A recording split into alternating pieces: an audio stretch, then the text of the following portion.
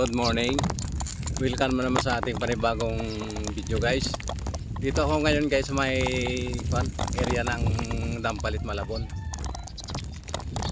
Kasi nakikita ko lang ito sa post ni Boss Mark. Idol,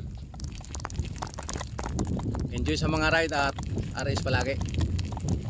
Kaya ginawa ko, ito yung unang ride ko sa 2024. Ganda talaga, maganda rin talaga dito guys, yung ganda. Talagang pinag-aksayahan din talaga ng pinagtuunan talaga ng pansin guys ang Malabon LGU, yung lugar na to para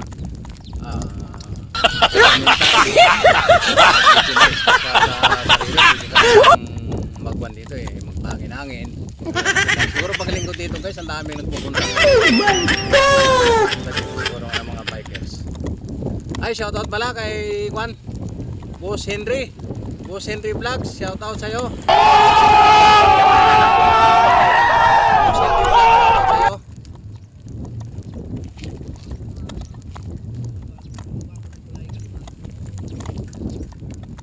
Morning sir.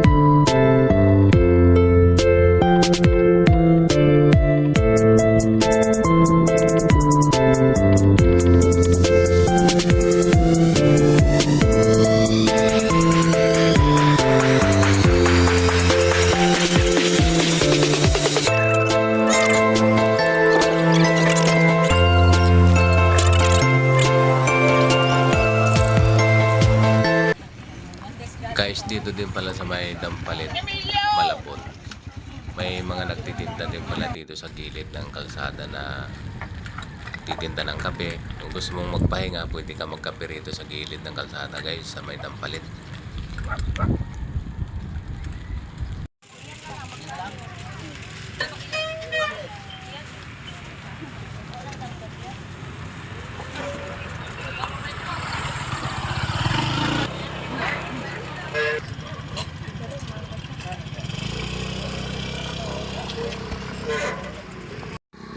Yan guys, yung isang lumang istruktura na yan, siguro baka budiga yan dati. Tapos sa tagal ng panahon, siyempre dahil sa global warming, tumataas yung tubig dito sa atin. Kaya ito na, pag-iwanan na rin yung bahay na yan guys. Budiga siguro yan, pero ngayon makikita natin, pader na lang yan, pader. Yung mga bahay na inaabot na ng tubig guys, na iniwan na sila, naiwan na. Ibig sabihin ito dito guys, may mga bahay ito dito dati na nakatayo, yung mga bahay.